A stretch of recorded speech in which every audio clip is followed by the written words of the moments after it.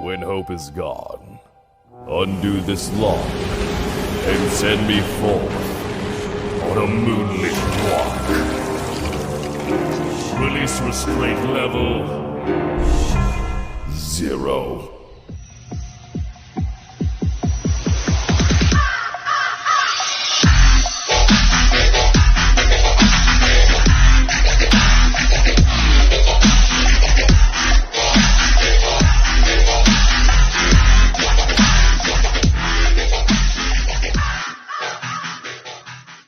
Hey kids, wanna see a dead body?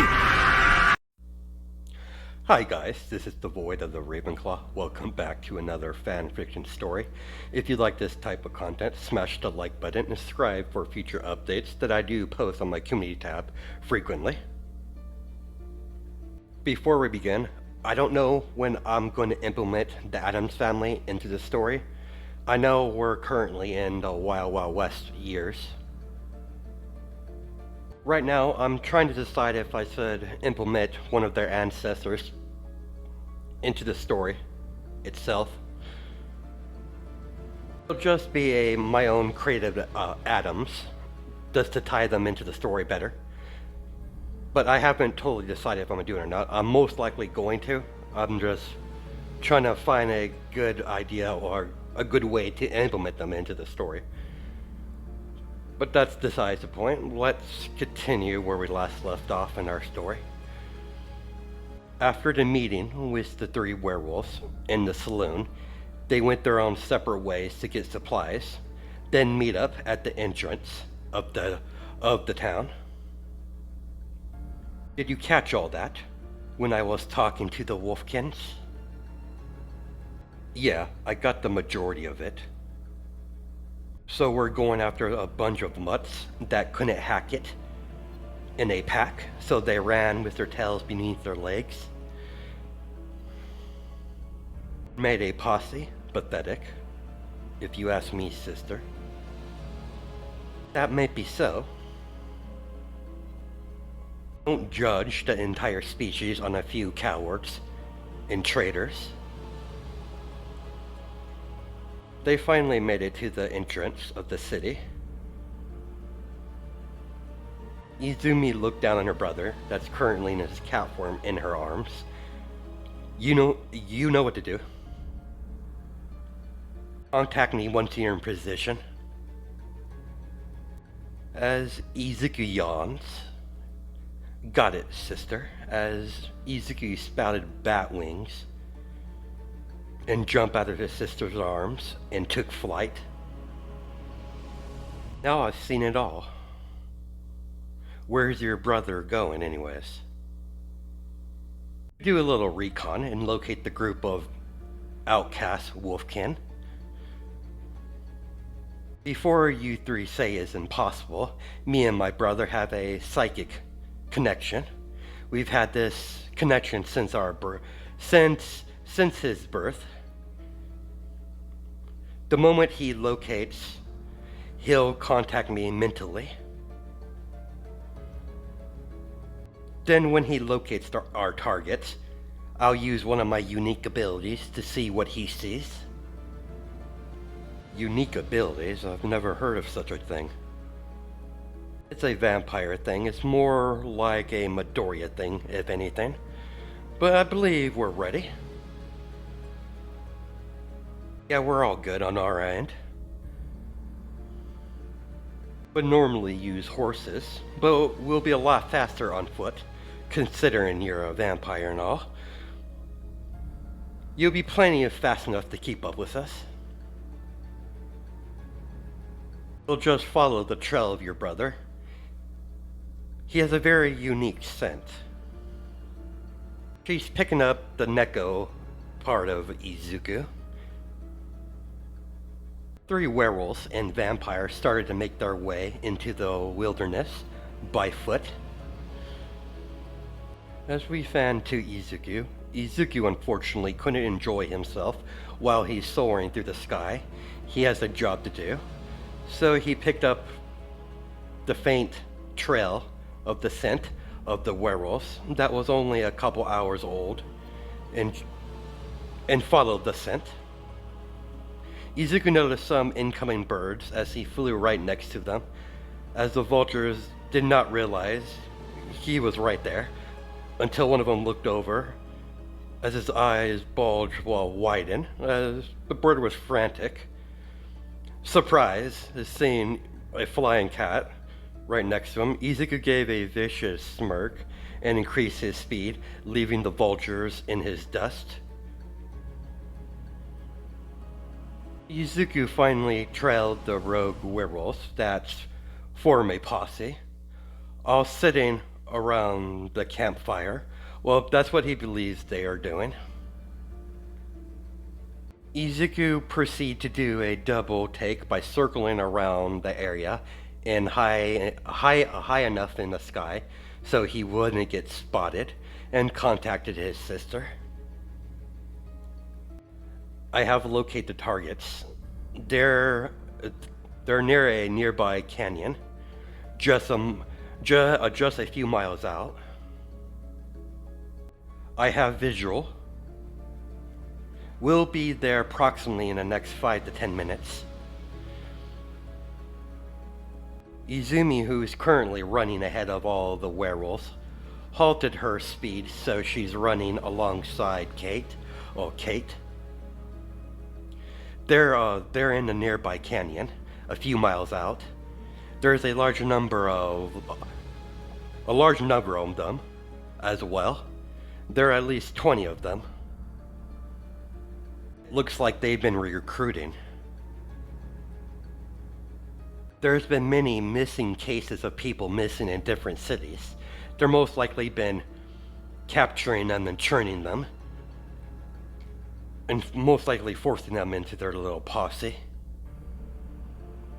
Mongrels would definitely need to be dealt with, if they even before they become even more bigger threat than they already are.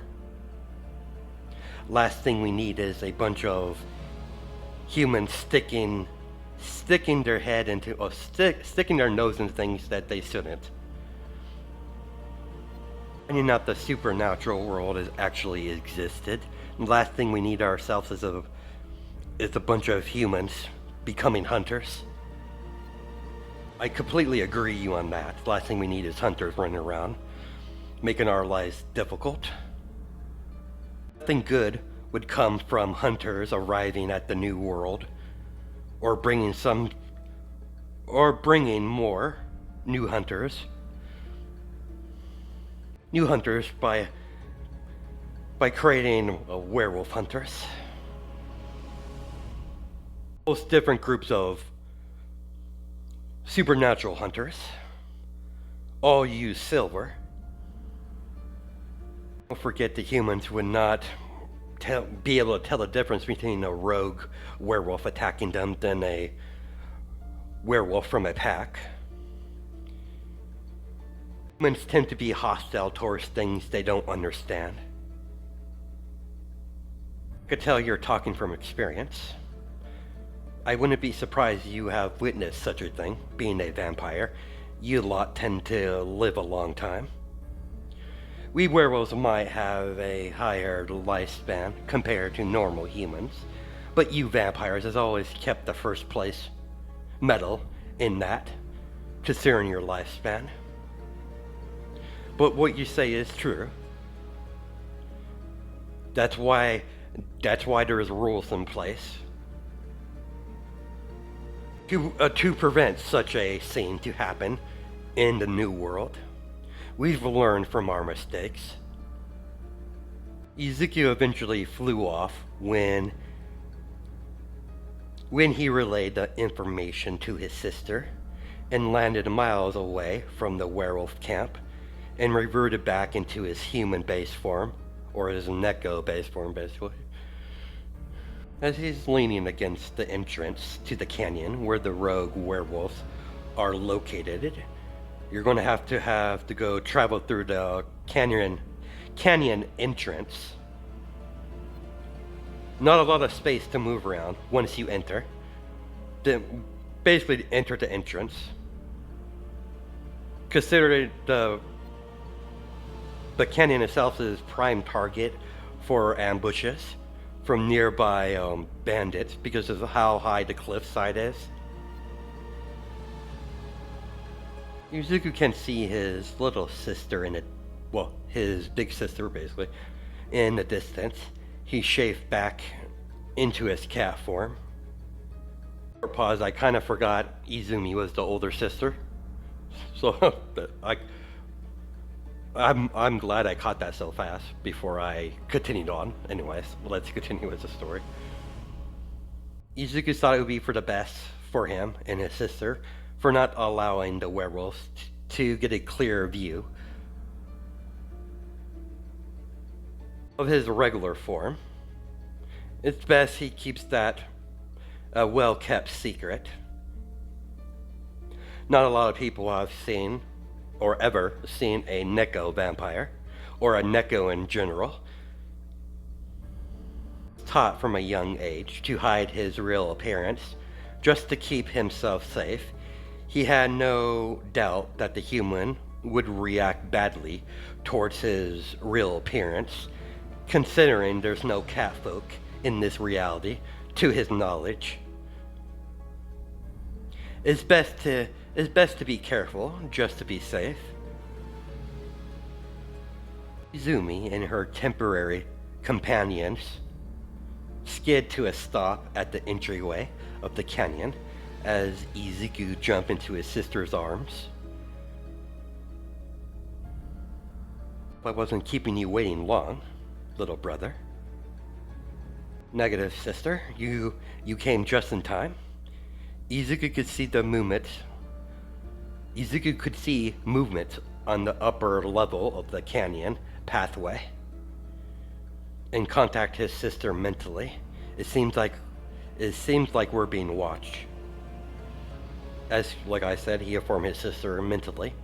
So the humans on top of the cliffside didn't realize their presence has been noticed. Caught that as well. I could see their heartbeats. Let's act like we're unaware. I have no doubt our wolf friends are already aware of them. And Izumi nod at each other, signifying they're both aware of the human stalking them on the cliffside of the canyon, as they all proceed to enter the pathway, as they begin to follow the narrow trail through the canyon. Once they got halfway through the pathway, a boulder rolled down in front of them, as another boulder rolled behind them, several feet away, blocking the other exit, dropping them in a confined space. As the humans revealed themselves to be nothing but local bandits, all carrying firearms, they all immediately opened fire upon the supernatural party. The werewolves immediately took cover behind a huge rock. So did the vampire. Seeing her brother's discomfort because of the loud noises of gunfire, and noticing the werewolves firing back with their own firearms, she immediately placed her hands over Izuku's ears, trying to block out the discomfort that her brother is feeling. He's a lot more sensitive to sound because of his Neko physical traits. Well, basically because of his cat ears, basically. She knows her brother doesn't like them because of that. He's never been a fan of firearms. They're way too loud and flashy for his liking, according to what her brother has told her. So Izumi did what a big sister would and eliminate the cause of his discomfort by throwing knives. When she saw a vulnerability, taking out a large number on top of the cliffside, the canyon pathway. Suddenly, all of the gunfire stop as the remaining bandits begin to skid down the canyon pathway and immediately pointed all their firearms. Their supposed victims, thinking this is going to be easy score, believing they're some sort of traveler. They must have something good on them if they're entering the canyon. After all, if you're heading this way, there's a city on the other side of the canyon, so that's the only way to get into it. So they believe anyone traveling through here is a trader of some sort, with some sort of goods on them. Not, they'll just rob them. Hand over all your valuables, and your women as well, and we'll allow you to leave. Izuku, hearing this, gets annoyed and jumps out of his sister's arms and approached the thugs. The bandits were confused by the normal-looking house cat, but their confusion was replaced with panic as bone spikes begin to shoot out of the cat's mouth as they get mowed down one after another. As the survivor bandits begin to run, as they got mowed down as well by the bone spikes piercing their skulls. Izuku walked back to his sister and jumped back into her arms once again. Well, that was taken care of. She gazed down her brother. Was that necessary, brother? As she walked over to the boulder that's in their way and simply dug her nails into it and lifted up and threw it behind her. Shall we go? Victor huff. I could have done that, as he says that under his breath. Sure you can, brother. Let's keep going. Alice couldn't help but get some amusement in her brother's misery. Kate walked with Izumi and looked down at the cat. What's your name? Izuku. Nicely done. Thanks for the help, even though I could sense you don't like us very much. Correct, I don't. But those filthy humans got what they deserve. Oh, a few of them managed to escape your bloodbath. You're definitely going to give the survivors a phobia of cats. Izumi couldn't help but smile at the interaction her brother is having with Kate.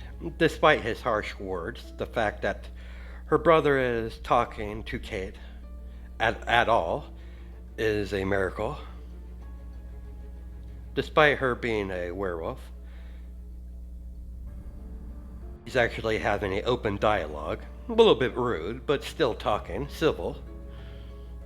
Gives her hope that her brother will lessen his hostility toward werewolf, considering their mothers have been meeting with different pack leaders to form an alliance with the werewolves in the New World.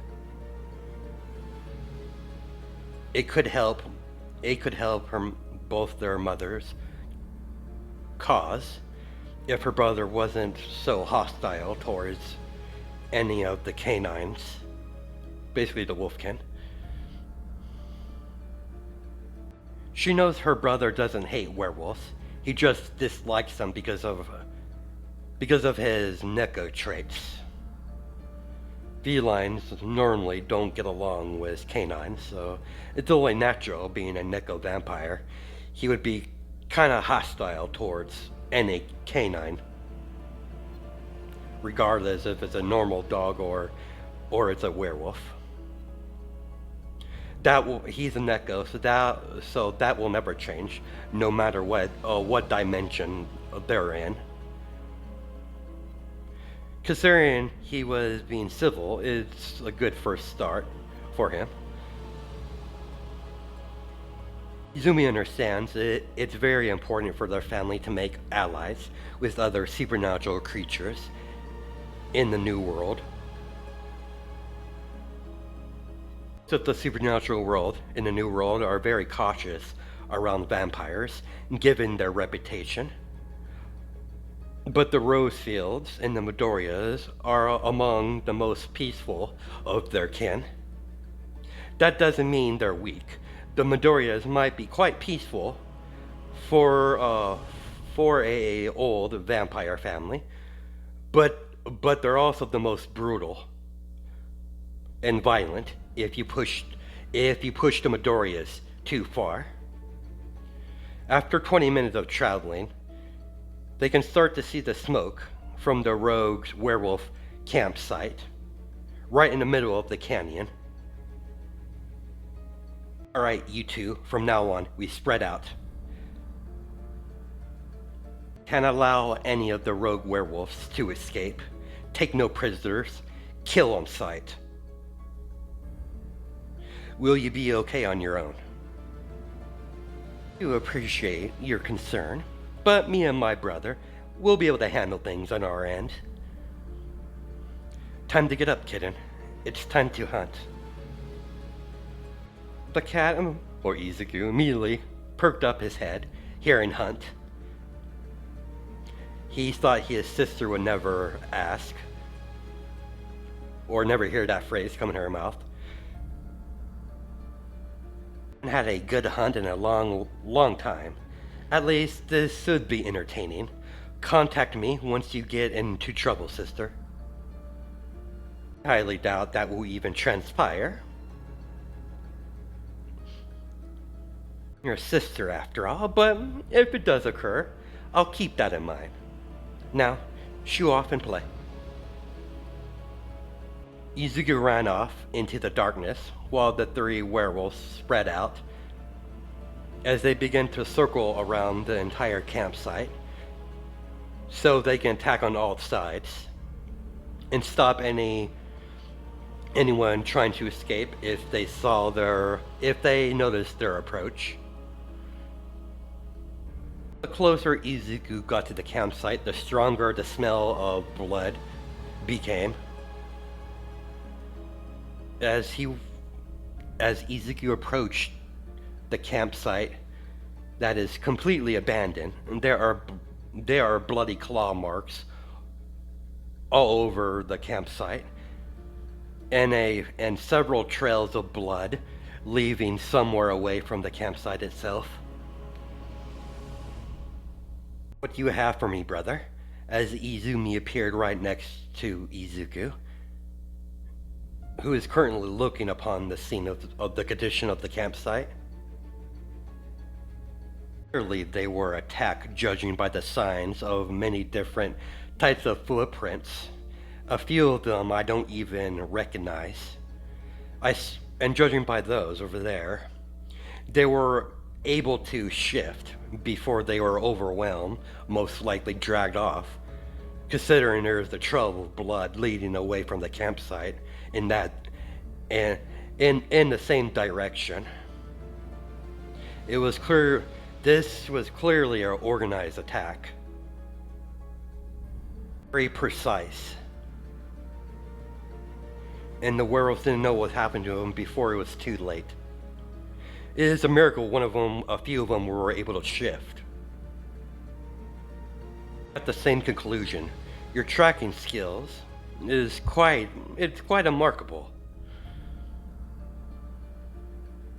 Just to tell exactly what happened by examining the footprints and the surrounding damage of the campsite, it's most impressive. That may be so, but I have no idea what attacked them. And there's several sets of footprints I don't recognize. Let me take a look. Darn it. As she sigh, these are footsteps of ghouls. I heard rumors that there have been sightings of a large group of vampire ghouls in these canyons. but I just thought it was just a folk tale that the townsfolk tell each other. I don't know how the method goes about turning a vampire into a ghoul in the first place goes, but they're dangerous creatures. I've heard of the process, but not much on details myself, unfortunately. Actually, I know, Mom told me. The process is quite painful according to what Mom told me. When a turned vampire loses himself or herself to their instincts, they eventually go into a blood rage. And if they're left in that state for too long, their body begins to change, then eventually losing their mind, just becoming a mindless beast. Much different compared to human ghouls. See who I'm referring to human ghouls are thralls. Let you know ahead of time. Alright, let's continue. I don't know much about the subject of thralls. I'm gonna be surprised you know the process of vampire ghouls. The likelihood of the rogue werewolf of surviving is very low, but I can't go back until I know for certain that they've been taken care of. Regardless of this new element. Agreed, the Alpha wants them taken care of. Just follow this trail of blood. It would be in our best interest to be on our guard moving forward. If we're dealing with vampire ghouls, they can become a unknown. And if this trail leads to some sort of cave system, then we'll extremely have to be on guard. They'll be able to come out of nowhere. Would have thought the rumors about this place was true. Werewolves and vampires begin to follow the trail of blood that eventually led to a medium-sized opening that led into a very large cave system.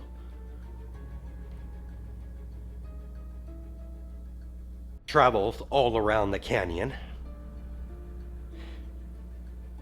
They entered the cave system while using their unique night vision abilities of their own race. Vampires could see in the dark, while the werewolves have some sort of night vision of their eyes being a werewolf and all.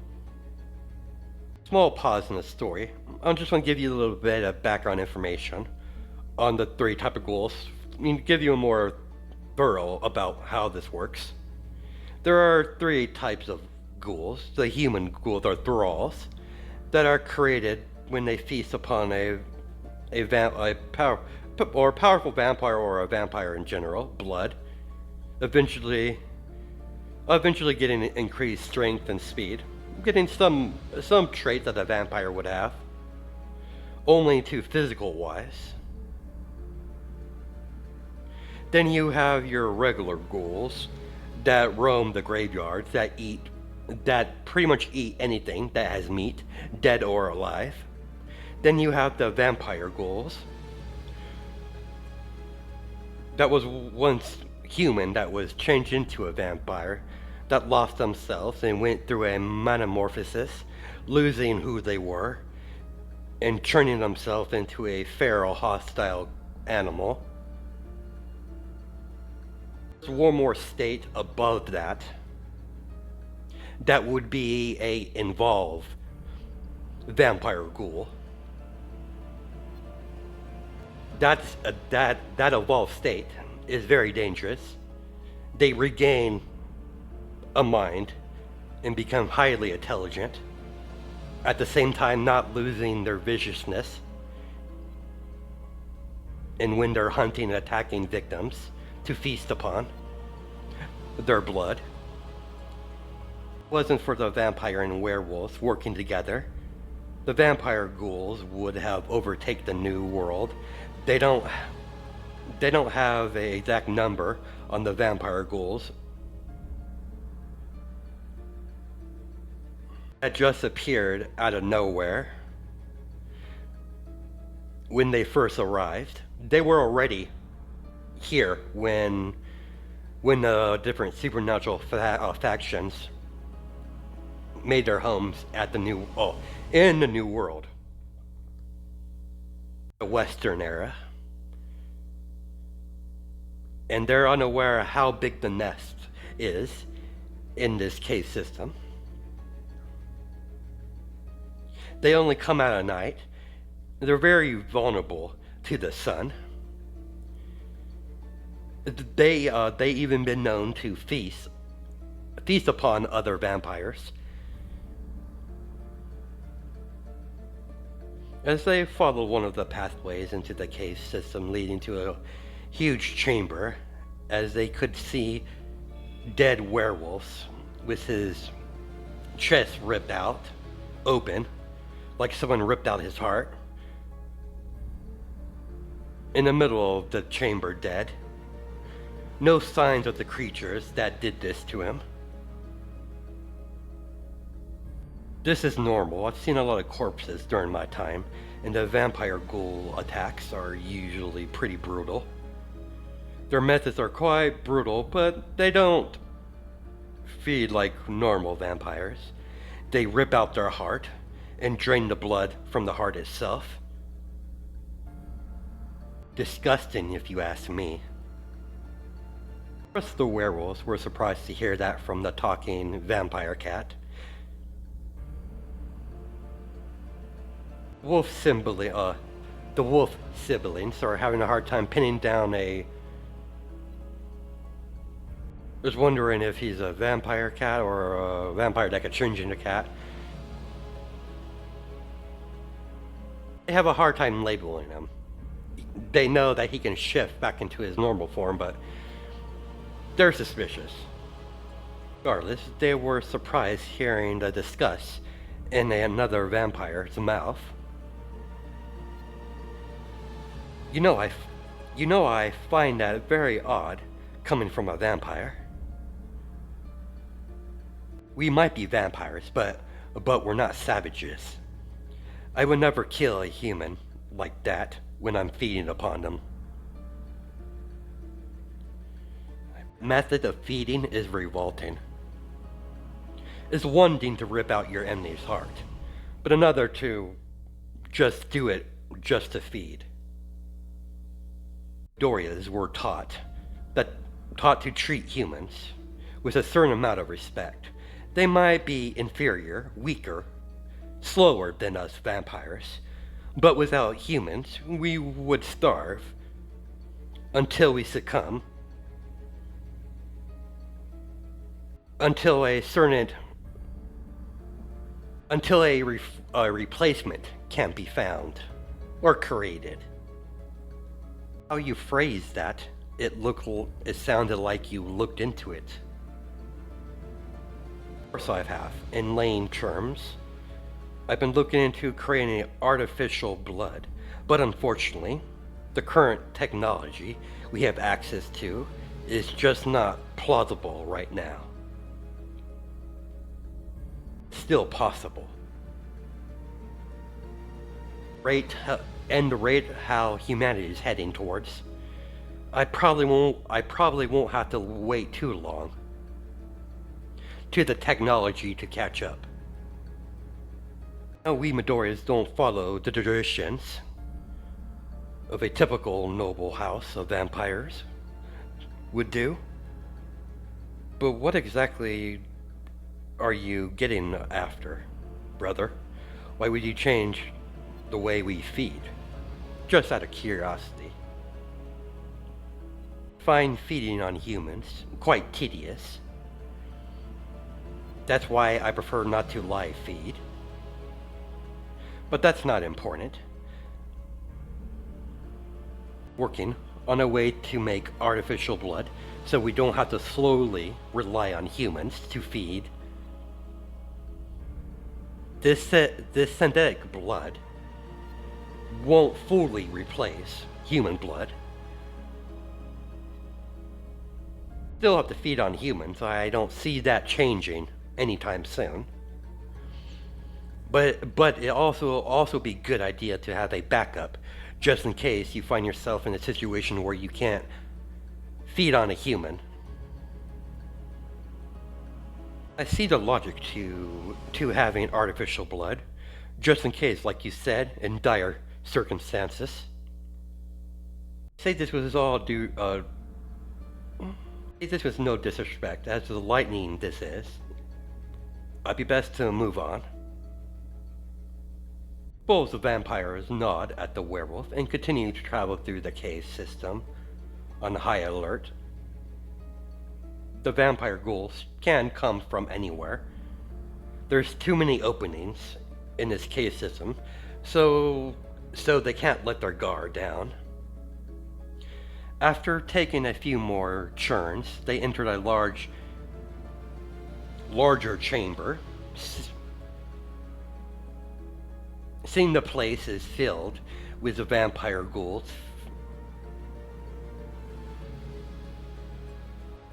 drinking from the corpse's organ, well, their heart that they ripped out of their body, or life feeding on their body, and then eventually devouring the meat on their victims. Vampire ghouls don't normally start to consume flesh unless there's no more blood to be found, so they'll start eating the flesh of their victims. You can notice several werewolves mixed in with the other bodies. And there's too many ghouls to count, so they're clearly outnumbered. It would be suicide to move forward. Shit, this got a lot more difficult. Look at the guy across the chamber. That, my friends, is a involved vampire ghoul. The evolved vampire ghoul is just standing there, watching all the other vampire ghouls feed, as he has his hands in his pocket. What's the difference between a regular vampire ghoul than a involved one? Difference is if a vampire ghoul lives long enough, it goes into a metamorphosis, evolving into a involved vampire ghoul that's highly intelligent, is basically a killing machine. It took 3 packs just to bring one down. That's how much of a threat a involved vampire ghoul can become. Of course, not all vampire ghouls are the same threat level. It varies. Creature has no doubt has every single vampire ghoul here under his command. We just can't go in. It would be basically suicide. There's way too much. There's way too many for us to handle. Agreed. There's missing information I need to know before I can come up with a solution for whatever this is. Luckily, they weren't spotted, or their presence wasn't deemed a necessary threat. So they left them be. Izuku, well, the vampires and the werewolves traveled out of the cave system and traveled out of the canyon. As they said their farewells and went their own way, werewolves heading towards their pack. Their pack location is a decent area, nice area, with a decent sized homestead. It's pretty much like a small village filled with werewolves. You've been oddly quiet, brother. I've done my research into vampire ghouls. It's one of the many subjects Mother would bring up, but she's never once mentioned a involved vampire ghoul. She either forgot or I haven't learned enough about the subject before getting access to such information involving the vampire ghoul subject. As the two siblings continued on their way back to their home, having small talk with each other. Once they got back to the house, they went their own ways. Izumi went to debrief her mother on the situation, while Izuku went back to his family private library to look for the beginning tome for blood magic. Blood magic. He's still interested in that subject before he got interrupted with this mini quest he had to take. After 20 minutes of researching, he finally found what he was looking for, and eventually sat down at the table in the family private library. The family private library itself has 2 stories filled with bookcases, filled with books from typical knowledge to magic and so on. Izuku stumbled across a old book that had information about vampire ghouls. He put his studies on blood magic on hold and began having a crash course on Vampire Ghouls 101. A few weeks was involving researching and contacting a couple of his contacts just in case things escalated with these vampire ghouls.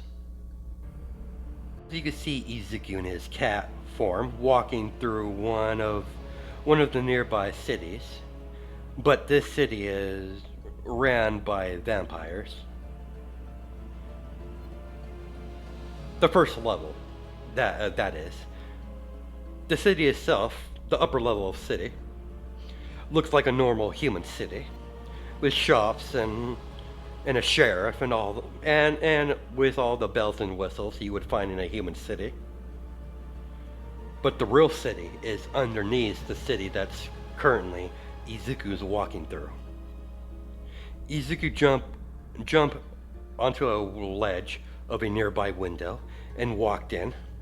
As the vampire shop, well, the clerk is a vampire, saw him come inside and opened the door for him to allow the feline to go into the back. Izuku transformed back into his normal form, revealing his cat tail and cat ears, and his other feline features. Welcome back, Lord Midoriya. Sorry, I've been gone a long while. I had family business I had to deal with. Izuku followed the very young vampire through several doors to the back of the shop, eventually opening up to a secret pathway that had, revealing stairways or stairs. As Izuku nodded at the vampire and followed, began to descend upon the stairs. And when he finally got to the exit of the stairs, as you can see, a underground city filled with vampires. It's about the same size of the city above them that's on the surface. The surface city is just a front for this city. Izuku designed it that way. Izuku Midoriya controls this city. After all, he had it constructed in the first place. Only for one purpose: to assist his mother and his sister in any way he can. And having a city at his fingertips, and the resources gathered by that city at his disposal would be greatly useful in that endeavor. Most people wouldn't believe that an entire city is ran by a 10-year-old Neko vampire boy. His authority was challenged many times in the beginning, but he brutally removed them from their living coil by giving them a true death, by ripping out their heart. Izuku's nothing but thorough and precise when dealing with mutancy. Vampire, seeing such a violent response, couldn't but respect the boy. After that little display of things eventually calmed down and returned to normal and started to improve as more of the city gets built. And made laws so the city doesn't go in pure chaos, to prevent pure anarchy. If the laws are broken, there are punishments. Depending on what law, your punishment would be severe or minor. It all depends on what law you break. Despite his childlike appearance, Izuku is intelligent, brutal, cunning. But there's one thing he is not. He is not a tyrant. His methods of punishment is brutal, but they are normally well-deserved. He's not going to torture someone for breaking a minor offense, but some of the bigger laws that are placed was to prevent such anarchy to go off in his city. And when one of those laws are broken, then the kid gloves comes off. He won't have his city erupt in pure chaos. They're vampires. They're better than the current version of humanity above them. Izuku eventually got to his destination. It looks like pretty much like a black castle as he walked into his home. You could either find Izuku in his city, or if you have strong connections, you will find him at his family home, at his mother's house. He keeps his Midoriya home location very tight, sealed secret. Only his closest allies know such information, and there is no such allies, so no one knows of the location. He doesn't trust people, especially vampires. Izuku eventually got to his office and sat down behind his desk as he begins to fiddle with a couple of blood coins. This is his current currency for the vampire world. Everything you can buy are through blood coins. There's 3 different types. The smallest, that's worth the less. Medium size, that's much more worth a lot more than the smaller ones. Then you got the larger one, or the largest blood coin, and that's worth a lot more than both of them combined. Is modeled after the humans' currency with their coin system. Immediately someone entered the office. As soon as Victoria heard that her master is back, she immediately entered the office to see Izuku at his desk, fiddling with a couple of blood coins. I came as soon as I heard. You have returned, young master. Victoria, I hope you've been well. How things been going in my absence?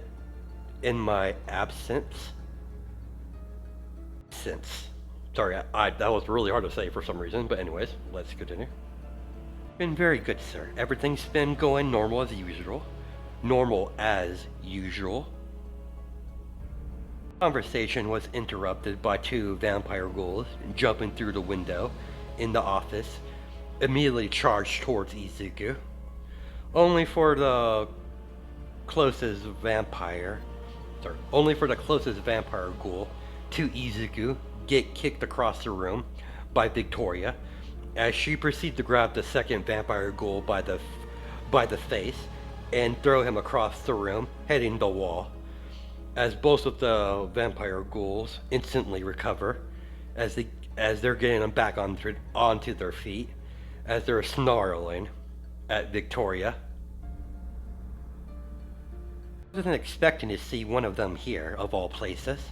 I wonder how they got here, little ghouls. But I highly doubt you will answer me. You're nothing but a mindless dog. Kill them, Victoria. Pleasure, Master. Victoria rushed forward towards the vampire ghoul. Both creatures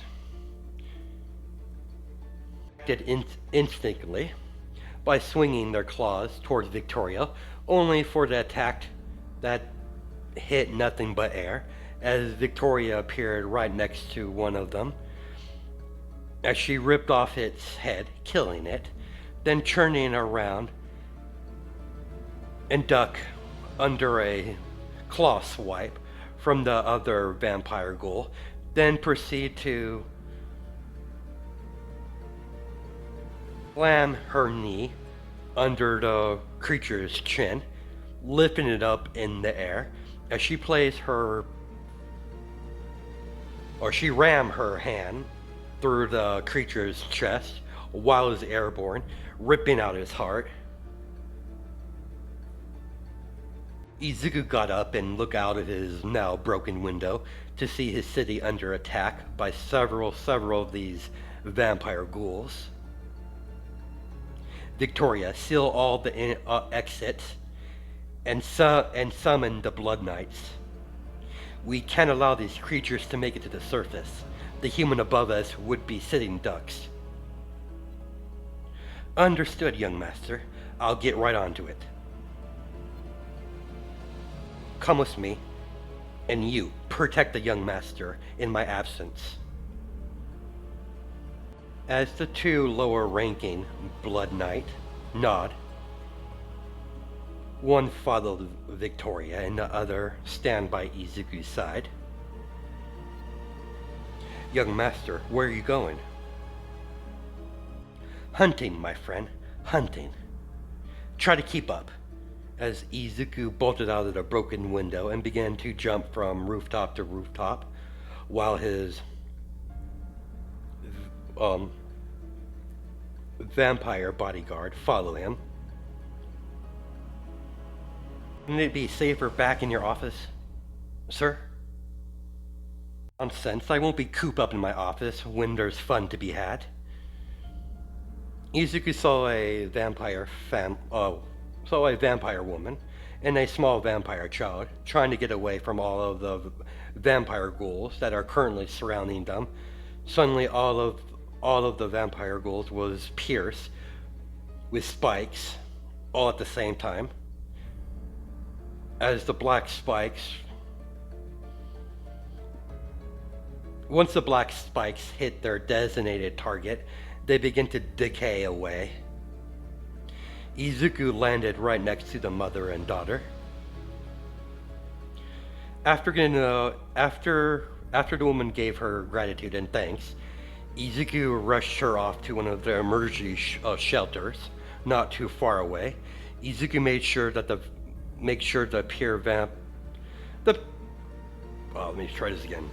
Difficult to say for some reason. Anyways, let's continue. After making sure the vampire woman and her child made it to the shelter, he continued his hunt by finding and killing any vampire ghoul he could find by using his decay bones. His bone ability, basically. The decay ability of his bones is a very new addition to his abilities that he has unlocked. The decay bones are black instead of the normal red ones that he normally shoots off. Izuku continued to jump from rooftop to rooftop after he got to the roof. Once he jumped onto a roof and continued his pathway towards the city on the rooftops, until several vampire ghouls shot towards him, forcing Izuku to slid backwards. Near the edge of the building, as he immediately got surrounded by vampire ghouls. Before the ghouls could lunge at Izuku, they were sliced in dozens of pieces at the same time, as three figures appeared onto the roof, kneeling down on one knee in front of the Neko vampire, known as Izuku Midoriya. Your Blood Knights, we are at your command, Master.